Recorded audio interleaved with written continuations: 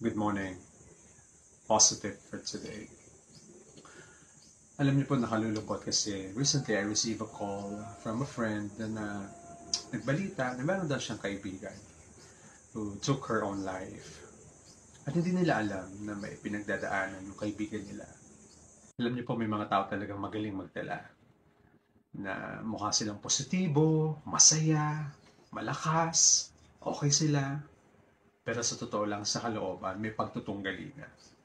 Kaya kung may mga pamilya tayo, mga mahal sa buhay, kaibigan, na nagpahayag na ng kanilang nararamdaman, nag-express na ng kanilang sakit, or nagpakita na ng kahit simpleng sintomas, huwag na nating biruin na, okay yan, kaya mo yan, malakas ka naman. Or, lilipas din yan, kaya mo yan. Hindi po. May mga bagay na kahit mukhang kaya nila, ay hindi talaga. Matindi po ang issue ng mental health sa panahon ngayon.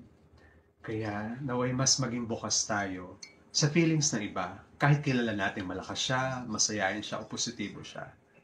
Maging bukas tayo makinig. Maging sensitibo tayo sa pangangailangan. At naway matuto tayong yakapin kung anong kalakasan at kahinaan ng mga mahal natin sa buhay. Love, love.